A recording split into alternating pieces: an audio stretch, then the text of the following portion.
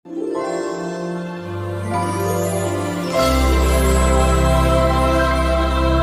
दोस्तों, स्वागत है फिर से आपका हमारे इस चैनल पुस्तक ज्ञान में। दोस्तों, आज के इस वीडियो में हम लोग देखने वाले हैं क्लास 7 के हिंदी का 6 चैप्टर गारो का छोटा सा ब्रीफ हिंदी समरी। तो दोस्तों, देर ना करते हुए इस वीडियो की तरफ हम लोग रुख लेते हैं और शुरू करते हैं गारो का एक छोटा सा ब्रीफ समरी।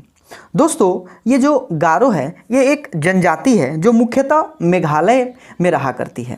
और ये जो जनजाति है ये स्वभाव से बड़े ही शांति प्रिय, परिश्रमी और प्रकृति को प्यार करने वाले होते हैं।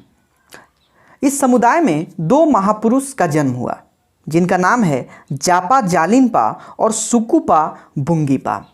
गारो का मेघालय में निवास करने की एक कहानी भी बड़ा प्रचलित है। पहले ये जो जनजाति थी ये चीन और तिब्बत में रहा करती थी और ये भी माना जाता है कि लगभग हजारों साल तक वे लोग वहीं पे रहे और वे लोग अलग अलग घाटियों में भटक कर अपने खाने पीने का सामान जुटाया करते थे। और इस खाने पीने के सामान को जुटाने के क्रम में जो है बहुत सारे ऐसे भी लोग थे जिन्हें अपनी जान तक को गंवाना पड़ता था। बहुत सारे जंगली जानवरों का उन्हें सामना करना पड़ता था और अलग अलग मौसम में भी उन्हें भटकते रहना पड़ता था। कभी कभी ऐसा भी सिचुएशन आ जाता था कि इस समुदाय के कुछ लोगों को खाना भी नहीं मिल पाता था।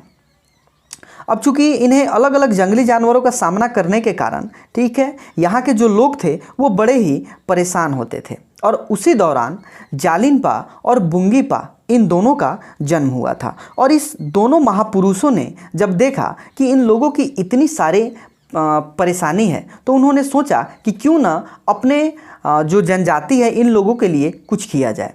तो जालिनपा और बुंगीपा इन लोगों ने गारो समुदाय को अच्छे स्थान पर ले जाने का फैसला किया। उन्होंने गारो लोगों को एकत्रित किया और सभी ने उनकी बात मानकर आगे बढ़ने का फैसला किया।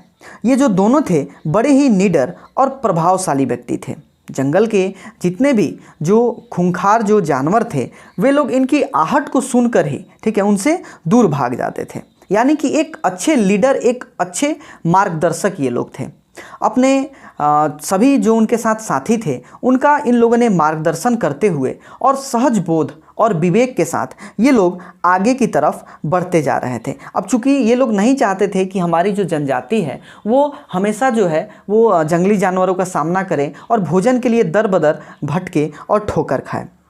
इस तरह से गारो लोग एक साथ हिमालय की तराई को पार करते हुए ब्रह्मपुत्र नदी घाटी की तरफ आगे बढ़ रहे थे।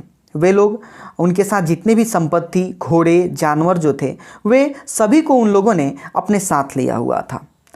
कुछ जगहों पे ये कुछ समय के लिए रुकते थे तो वहाँ लगभग महीनों या कुछ वर्षों तक वहाँ ठहरते थे और फिर वहाँ से जंगली रास्तों के द्वारा होते हुए ये लोग आगे की तरफ बढ़ते थे।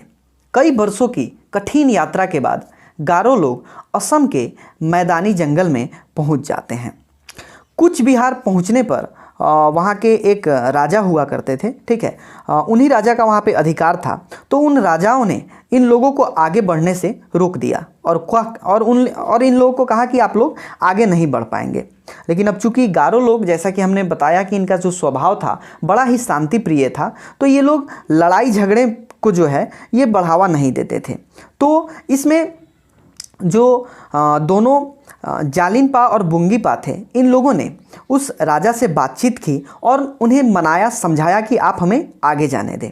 लेकिन फिर भी वो नहीं मानते हैं। तो अंत में उसी समुदाय की एक खूबसूरत लड़की से उनकी विवाह कर दी जाती है। इसके बाद दोनों का जो वातावरण जो हो जाता है मित्रता पूर्वक हो जाता है और राजा जो है उन्हें आगे के लिए रास्ता देने के लिए तैयार हो जाता है।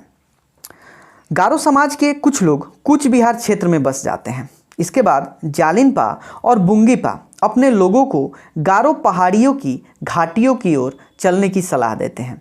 यहाँ पर उन्हें पहाड़ी झरने, जंगली फूल फल, जड़ी बूटी और पशु पक्षी वातावरण की अधिक आकर्षक बना रहे थे। अब चूंकि ये जो जगह है उन्हें बड़ा ही खूबसूरत लगता है और चूंकि यहाँ की जो ज़मीन थी वो भी बड़ा ही उपजाऊ थी, तो ये लोग अब अपना निर्णय ले लेते हैं कि वे लोग जो है अब इसी स्थान पे बसेंगे, यहाँ से अब आगे वे लोग नहीं जाएंगे।